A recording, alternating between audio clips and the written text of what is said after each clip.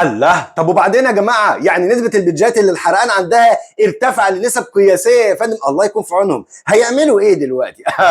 ايه الحكايه بالظبط؟ دي حكايه يا سيدي، بيقول لك صوره نزلت ما عداش عليها نص ساعه والكينا كومب اختفت بشكل غير طبيعي من الاسواق. تعالوا بينا نعرف كل التفاصيل.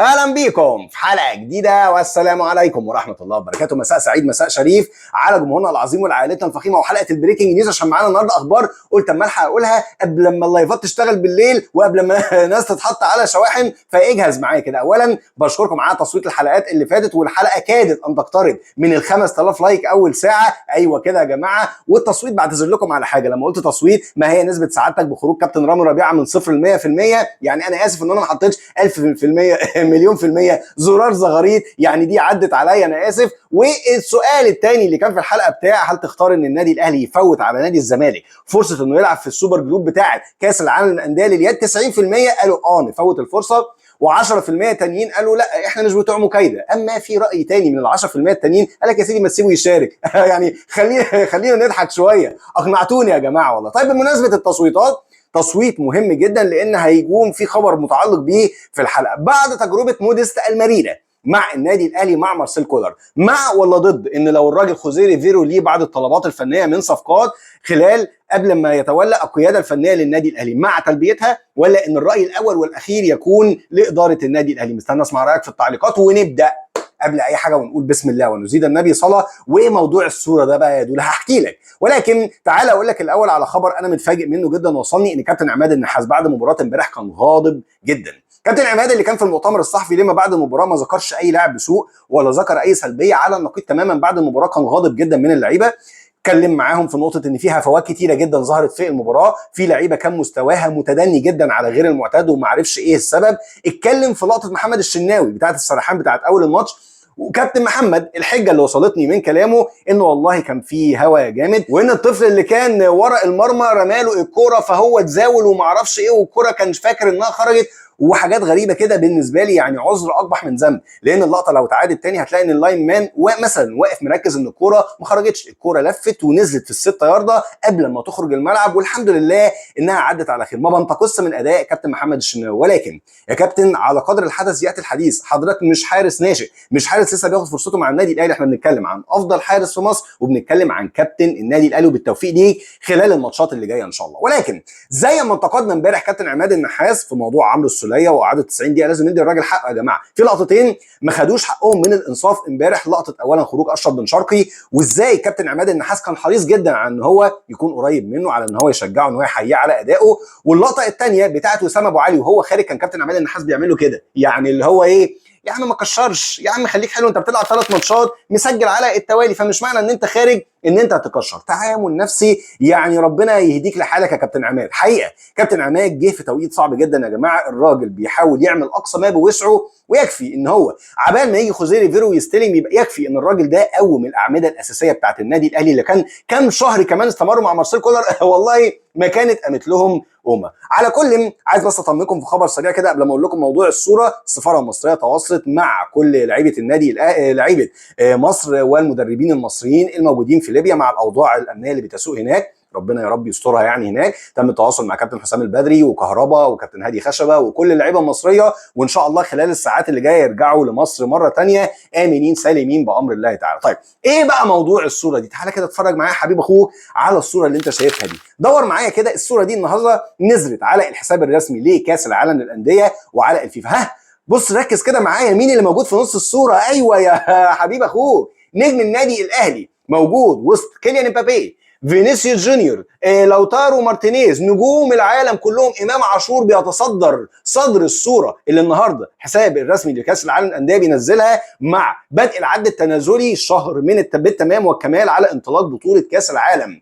موقع النادي الاهلي يا جماعه ومكانته مخلين امام عاشور في منتصف الصوره. ليه؟ وخلي بالك من حاجه مهمه كمان، بص على العلامه دي. العلامه دي حضرتك بتقول لك ان الصوره دي جلوبال، الصوره دي مش موجهه فقط للمنطقه العربيه ولا لمصر، وده لشعبيه النادي الاهلي قادره على انها تنجح اي بطوله. وبعد كل الكلام ده والحرقان اللي انتشر على الصوره النهارده، يجي واحد بعد كده يقول لك ايه، هو النادي الاهلي بيجيب فلوسه منين؟ هو ليه النادي الاهلي عنده عوائد دولاريه؟ هي اي لعيبه في الدنيا تتمنى انها تنضم للنادي الاهلي، مش لعيبه نادي الزمالك بس. ايوه يا فندم، حضرتك فكر بالظبط كانك بني ادم شايل دماغك ومركب مكانها لا مؤاخذه في اللفظ جزامه. لكن تعالى بقى حبيب اخوك قبل ما نروح لجديد سوق الانتقالات وما يدور فيه، تعالوا نروح اولا لقرار هو بيهم النادي الاهلي في المقام الاول، لانه هيترتب عليه الجزء المتبقي لسوق الانتقالات النادي الاهلي على مدار الايام القادمه. من منتظر ان شاء الله خلال الساعات اللي جايه وتحديدا يوم 20 مجموعه من القرارات الخاصه باتحاد الكره واجتماعه مع مجموعه من الانديه لحسم مجموعه من النقاط. اولها والله يا جماعه مش الواحد مش عارف يقول ايه،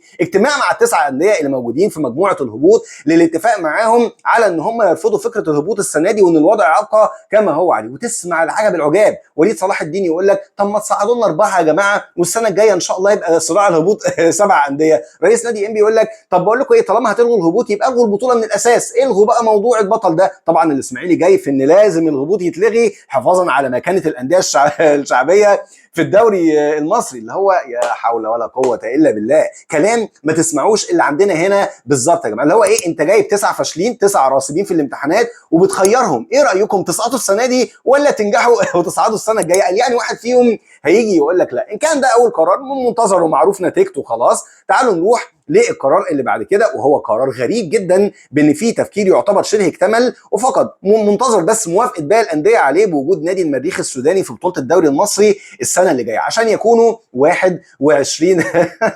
21 نادي. وقال ايه؟ ان الاتفاق تم خلاص بتوصيه من كابتن شوقي غريب اللي هو المدير الفني لنادي المريخ السوداني على ان المريخ هينضم للدوري السنه اللي جايه ان شاء الله، مع احترامي الكامل للاشقاء. انتوا مجانين يا جماعه انتوا مجانين يعني، وسط ما انتوا عمالين بتتكلموا عايزين تنقذوا الانديه الشعبيه والانديه الشركات يعني توحشت والانديه الشعبيه خلاص بتختفي، جايبين نادي من بره. طب بقول لكم ايه، ما كابتن حسام البدري جاي على الطياره كمان شويه، ما تسالوه كده الا يكون الاتحاد الليبي مزنوق وعايز يجي يلعب في الدوري المصري كمان. مجانين والله العظيم 3 مجانين. ولكن القرار الاهم بالنسبه للنادي الاهلي هو زياده عدد المحترفين، وللاسف بتكلم في الموضوع ده من دلوقتي رغم ان الاجتماع لسه يوم 20، لان البوادر بدات تظهر فيه والنادي الاهلي منزعج جدا. النادي الاهلي قدم ريكومنديشن بخصوص زياده عدد المحترفين، وده كان مطلب من مطالب اجنده انتخاب النادي الاهلي لهاني ابو ريده اللي ما وفاش بوعوده فيها لغايه دلوقتي.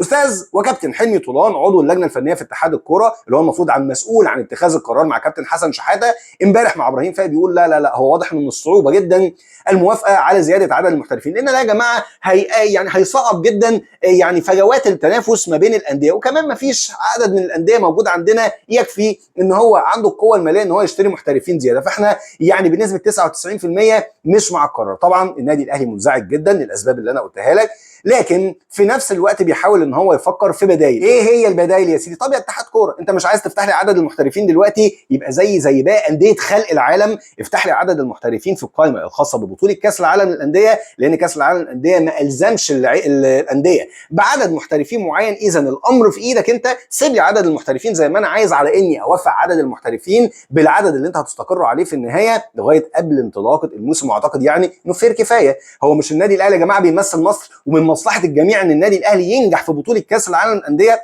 لغايه اما القرار ده يوصل للنادي الاهلي، النادي الاهلي ما زال بيحاول في كل الاتجاهات. اول اتجاه هو اتجاه زي ما قلت لك كده من كام يوم، واللي سمع الكلام ده ينزل يقول لي حصل يا دوله في التعليقات، وكله بيجتهد في الخبر دلوقتي ان النادي الاهلي بيفكر في انه يبيع اليو ديانج لو وصل عرض رسمي، مقابل انه يستفاد بالعرض الرسمي ده ويحول مكان اليو ديانج كلاعب محترف انه يشتري حمدي فتحي. وللاسف زي ما قلت لك ان حمدي فتحي نادي الوكره متمسك بيه جدا، ومش دي المشكله بس، حمدي فتحي راتبه وصل مع نادي الوكره ل 1.6 مليون دولار، وعايزين كمان يعلوا العقد بتاعه لسنتين اضافيتين لغايه ما يوصل سنه 35 سنه. وللاسف النهارده نادي الوكره رد على الاخبار دي رسميا انه صعب جدا وبشكل نهائي وقاطع انه يتخلى عن حمدي فتحي. ان كان ده حل النادي الاهلي كان بيفكر فيه، طيب تعالوا بقى نروح للحل الثاني، خاصه مع خط مهم جدا من خطوط النادي الاهلي وهو خط الدفاع. ليه النادي الاهلي عمال بيفرق في عدد المحترفين؟ لانه عايز على الاقل يلحق يتعاقد مع زين الدين بالعيد اللي فرصه قويه ومتاحه جدا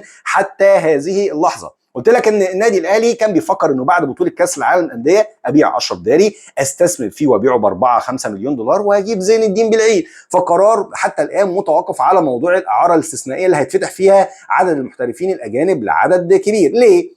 لان النادي البلجيكي زي ما قلت لك النادي الاهلي خاطب عشان يحصل على اللاعب اعاره استثنائيه، والنادي البلجيكي رافض. والله هتاخدوه اعاره بنيه البيع امين، عايزين تاخدوه شراء نهائي تمام، واحنا بنفضل الشراء النهائي، لكن موضوع اعاره استثنائيه ما يلزمناش. وللاسف النادي الاهلي علم ان في مفاوضات متقدمه جدا دلوقتي ما بين زين الدين بالعيد ونادي الشمال القطري للحصول على خدمات اللاعب وبشكل نهائي. عشان كده النادي الاهلي بيحاول يستعجل الوضع باسرع طريقه ممكنه. طيب ان ما صابتش في زين الدين بالعيد، ايه حلول النادي الاهلي الثانيه المتبقيه؟ وهم اثنين، واحد حصل فيه انفراجه كبيره جدا، والثاني مفاجاه مدويه وحل بيطرحه خوزيه ريفيرو المدير الفني الاسباني الجديد للنادي الاهلي. خليني اقول لك ان الحل الاول هكلمك عنه بالتفصيل في حلقه بالليل، خاصه ان انا كنت اتكلمت عنه قبل كده، بس المره دي بتطورات حاسمه. ولو حابب تخمن مين هو الحل قول لي رايك تحت في التعليقات، واخبط عينك على عداد اللايكات. يلا اول ساعه المره دي نوصل بالحلقه ان شاء الله ل 5000 لايك، دعم اخواتي الجبار دايما منتظره. ونيجي بقى للحل المفاجئ باقتراح من خوزيه ريفيرو. الكلام عن مين؟ الكلام عن المدافع الجنوب افريقي، استنى ما اقول لك اسمه اسمه معقد قوي بصراحه، ميبيكيزيلي موبوكازي. ايه ميبيكيزيلي موبوكازي؟ ميبيكيزيلي تعرف تقولها 10 مرات؟ اتحداك تقولها 10 مرات. وتعالوا نختصر الاسم كازي. كازي يا جماعه مدافع في فريق اورلاندو بايرتس، وعمل الموسم ده مفاجاه مدويه. كازي ما ظهرش مع نادي اورلاندو الا في الثلث الاخير من الموسم لظروف اصابه المدافع الاساسي سيساني صاحب ال 27 سنه. وظهر في ايه بقى؟ خد عندك المدافع ده لما ابتدى يشارك في مراحل حاسمه جدا من عمر بطوله كاس نتباك هناك، الى جانب كمان الدورين الحاسمين الاهم بالنسبه لفريق اورلاندو، دور ربع النهائي ودور نصف النهائي. مباراتين قدام فريق مولوديه الجزائر، والمباراتين التانيين قدام فريق بيراميدز. المفاجاه ان اللاعب خد تاني اعلى تقييم على مستوى خط الدفاع في الاربع ماتشات، متاخر فقط بتقييمات بسيطه جدا عن كابتن الفريق والمدافع اللي جنبه، مش فاكر اسمه ايه كده. عارفين ان انا يعني بركز اكتر على العناصر الهجوميه في الفرقه الافريقيه اللي احنا بنقابلها. لاعب خد تقييم عالي جدا، اللاعب من ساعتها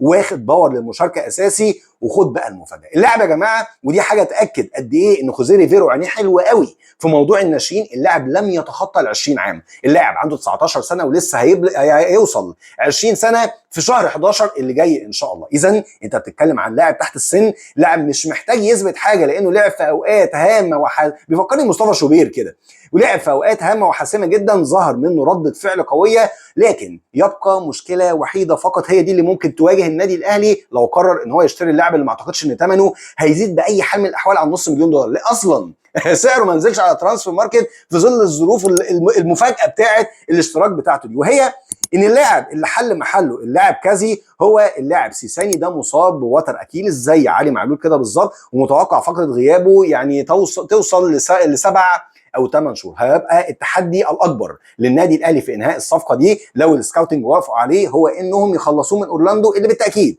هيكون محتاج ليهم ان هو يكمل معاهم خلال الفتره اللي جايه. ولكن اختيار مهم جدا، والصراحه لما تابعت اللاعب بعد ما وصلني اسمه، لاعب قوي طويل بيجيد، عنده قدر كويس جدا، قابل للتطور طبعا في بناء الكره من الخلف للامام. هنتابع وهنشوف وهتسمع الاسم خلال الساعات اللي جايه ونقول حصل يا دوله وبس. يا رب تكون الحلقه عجبتكم. استاذنكم لا تنسوا الدعاء للوالد بالرحمه والمغفره رحمه الله عليه هو كل امواتنا جميعا، واشوفكم على خير في حلقه السهره بامر الله تعالى. شكرا ليكم ودمتم بخير، والسلام عليكم ورحمه الله.